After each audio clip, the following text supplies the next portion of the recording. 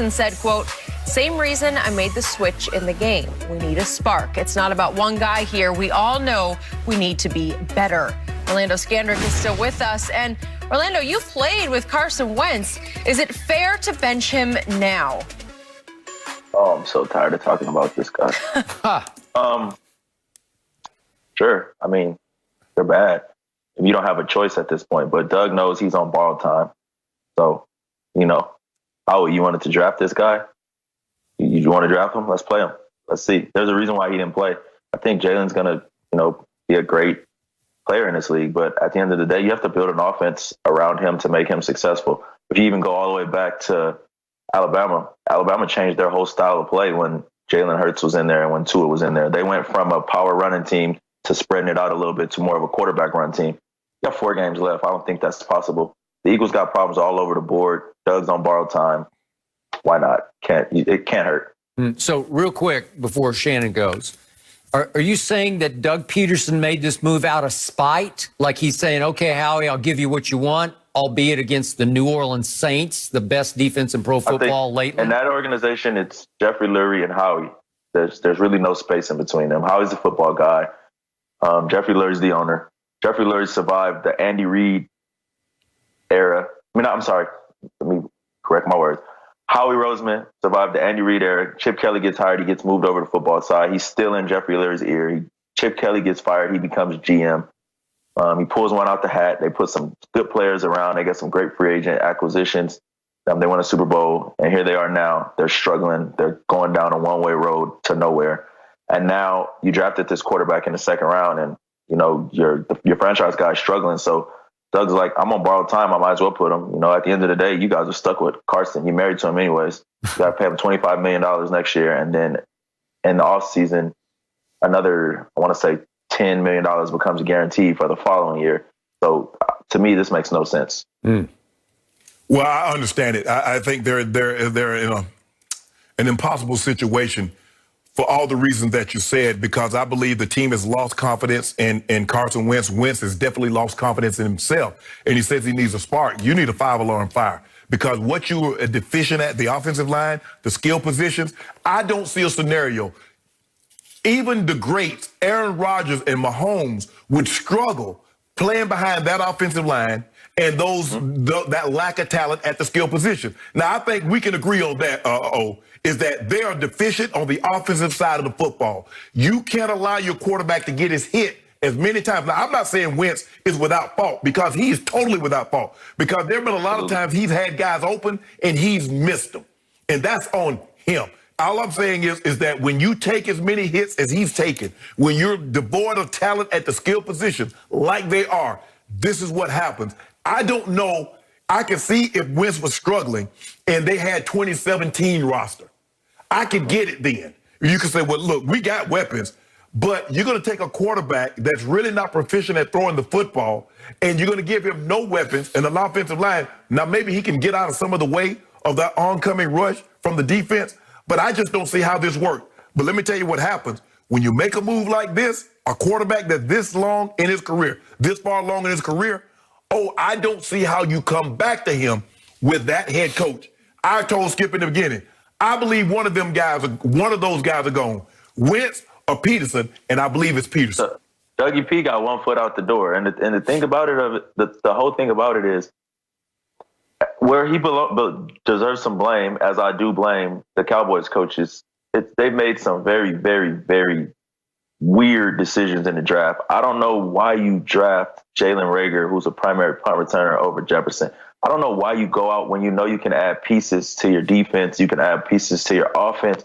I don't know why you go out and draft a quarterback unless you don't have faith in your guy. And then, to go forward, you start this big dispute with your tight end, your Pro Bowl tight end. You let it get leaked to the media that him and the GM had a verbal altercation about his contract, and then he gets this injury. He gets an ankle injury that holds him out for 6 weeks. And Zach is a tough guy, so you can only hope that maybe he really was hurt, but in hindsight, he wasn't. He was spiting Howie Roseman. Like, I'm going to take my time coming back. Okay, I'm going to rise above all this, and I'm going to say what I've said from the start. I've never been sold on Carson Wentz as a franchise quarterback. I am sold on Jalen Hurts. The day he was drafted, I went on social on that Saturday. He will ultimately be better than Carson Wentz. He's a better natural-born leader than Carson. I know you're around Carson a little bit because you played for a while in Philadelphia.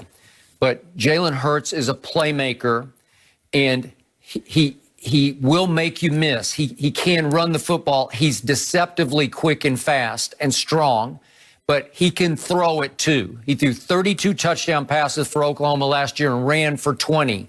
That's a lot of performance. That's a lot of output. And that's what you'll... I don't want to cut you off, but Jalen Hurts ain't playing against Texas Tech. No, I got it. I got it. The point is... Ain't no Texas A&Ms. Okay, here's the problem, and that's why I suspect maybe even potential sabotage here. He is getting thrown into the hottest fire maybe any rookie starting quarterback has ever been thrown into in his first start, because this just isn't fair. New Orleans is playing at a supremely hot and high level right now on defense. Mm-hmm. They've allowed the fewest yards in the National Football League in over the last 4 weeks. They're tied for first in sacks because they tormented Tom Brady in his own stadium, and they have just finished tormenting Matt Ryan, the former MVP, twice. They took him all apart, and now you're throwing this kid into that fire, albeit at home. It's close to being unfair, but I still say he will perform better than Carson Wentz would be able to perform going forward, because where I do agree with Shannon, the team has lost all faith in Carson, and he's lost a lot of faith in himself. But I think that you're confusing better with worth a damn. You know, and the coach always told me that. He said, don't confuse okay with worth a, bad word. I'm not going to use that. Yep. But the team has problems all over the board. They don't run the ball. They're not committed to run the ball. And if you even go back to last year, they fired the offensive coordinator. Doug was calling the plays the whole time. And then miraculously, Doug gets this pressure, and it's like, oh, I haven't been calling 2 minute. Oh, I haven't been calling this. And now somebody else is calling the plays. It's the blame game all over the board. And like I said, Doug's on borrowed time. How he's going to make it, probably. He's not going to get fired. I doubt it.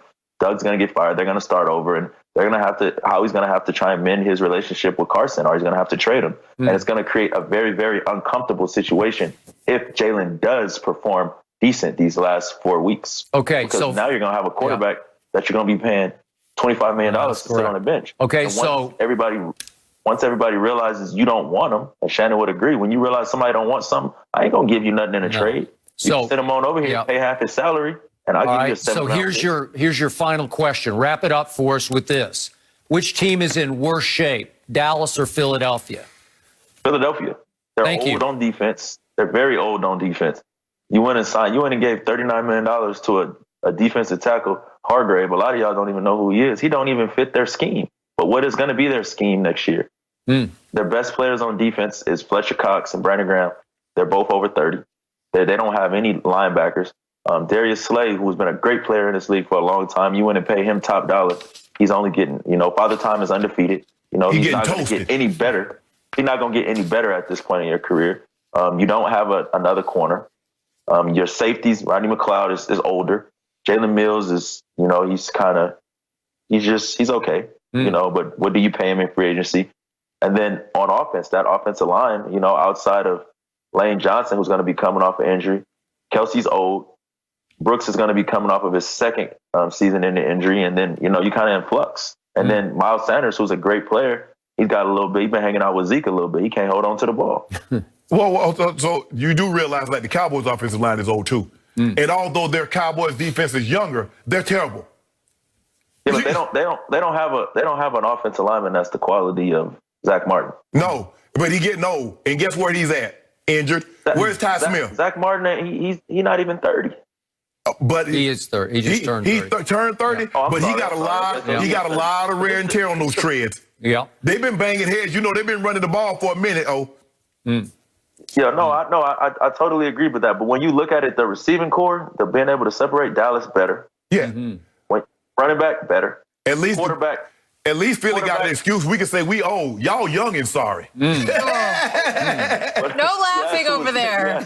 No laughing. Orlando, we appreciate you taking the time to join us today. We will check in very soon. Next up, guys, LeBron only has 4 titles, but he claims he's won the 2 hardest finals in history. We'll tell you what he had to say exactly. What are you doing over there? They're the foes.